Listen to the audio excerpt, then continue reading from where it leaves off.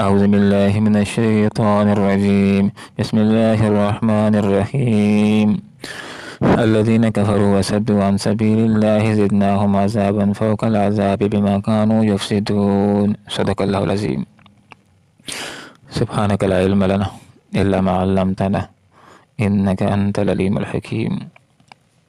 الذين وہ لوگ جنہوں نے کفر کیا وصدوا اور روکا عن سبیل اللہ کے راستے سے، زدناہم ہم زیادہ دیں گے ان کو عذاباً عذاب، فوق العذاب اوپر عذاب کے، بما بوجہ اس کے کہ کانوں تھے وہ یفسدون فساد کیا کرتے۔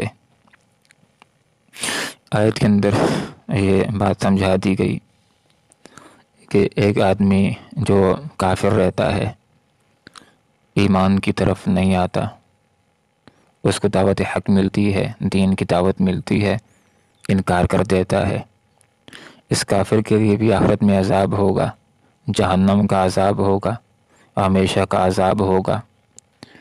اور دوسرا وہ کافر کہ جو نہ صرف یہ کہ ایمان نہیں لایا بلکہ دوسروں کے لیے بھی ایمان لانے سے رکاوٹ بنا رہا، کہ کوئی ایمان لاتا ہے یہ اس کو ایمان لانے دیتا نہیں، اور لوگوں کو اللہ کے راستے سے روکتا ہے، اللہ کے دین سے روکتا ہے، ایمان لانے سے روکتا ہے۔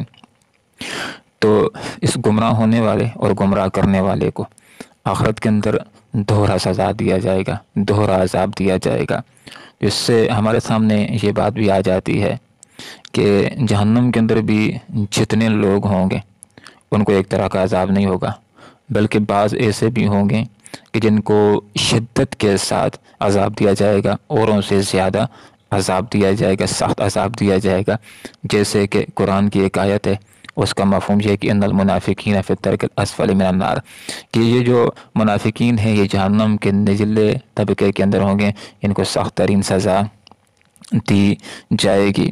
ویوم، اور اس دن نبعث ہم اٹھا کھڑا کریں گے، فی کل امت، ہر ایک امت میں سے شہیداً، ایک گواہ، علیہم ان کے پر من انفسہم، انہی میں سے۔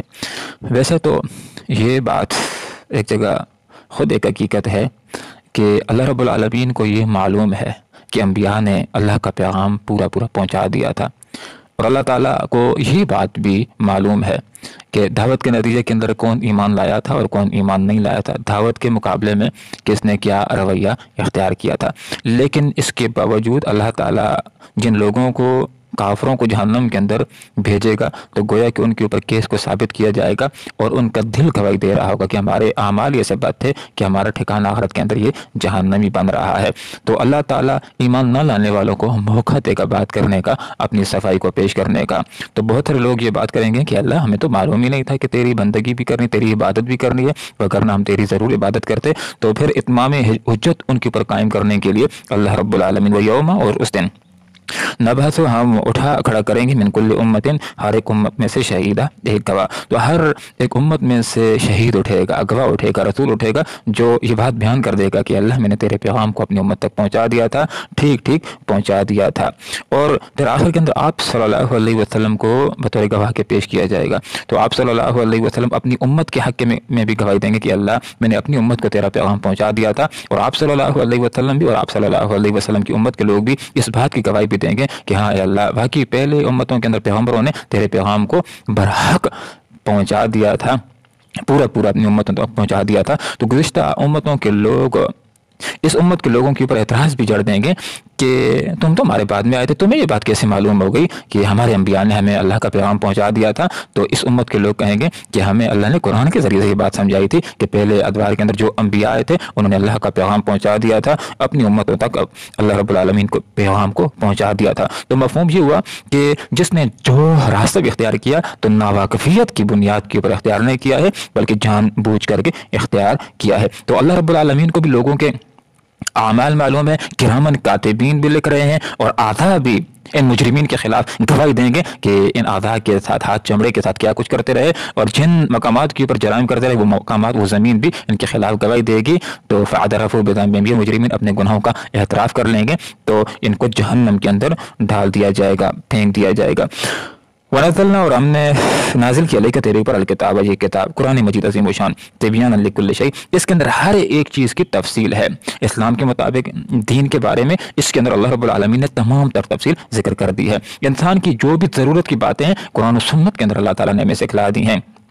किन कामों की वजह से इंसान को इज्जत मिलती है, किन की वजह से रसवाई होती है, इंसान को सब कुछ कुरान और सुन्नत के अंदर बतला दिया गया है। अब इंसान को चाहिए कि वो आमाल करे जिसकी वजह से इज्जत मिलती है और उनसे बचे कि जिनकी वजह से इंसान की रसवाई होती है। तो हर एक चीज़ की तफसील कुरान के अंदर अल्लाह ताला ने जिक्र कर दी है। ये किताब हमने नाजिल की है, ये आप सल्लल्लाहु अलैहि वसल्लम आपके ऊपर नाजिल की है तिबयानन, इसमें तफसील लिकुल्लि शै, हर एक चीज़ की, किस चीज़ की वजह से इंसान कामयाब होता है, किस चीज़ की वजह से इंसान नाकाम होता है, वो तमाम तर उसूल अल्लाह रब्बुल आलमीन ने कुरान के अंदर जिक्र कर दिए हैं। अब आदमी का काम होगा कि उन उसूलों को अपनाए, उन आयात को अपनाए, उन अहकामात को अपनाए कि जिन अहकामात को करने के अंदर इंसान की कामयाबी मिलती है इंसान को, और उन कामों से अपने आप को बचाने वाला हो जिस की वजह से इंसान नाकाम हो जाता है। वनज़लना, हमने नाजिल किया अलैका तुम्हारे ऊपर अलकिताब, ये किताब तिबयानन, ये खोल खोल करके बयान करने वाली लिकुल्लि शै, हर एक चीज को। किस काम से अल्लाह रब्बुल आलमीन राजी होता है कुरान ने बतला दिया, उन कामों को करना चाहिए। जिन कामों से अल्लाह नाराज होता है कुरान ने साफ साफ बतला दिया है, उन कामों से चाहिए कि इंसान बचे अगर अल्लाह ताला की नाराजगी से वो बचना चाहता है। ये किताब नाजिल की है, अल्लाह ने नाजिल की है, जिब्राइल अमीन लेकर के आए हैं, आप सल्लल्लाहु अलैहि वसल्लम के दिल मुबारक के ऊपर उतरी है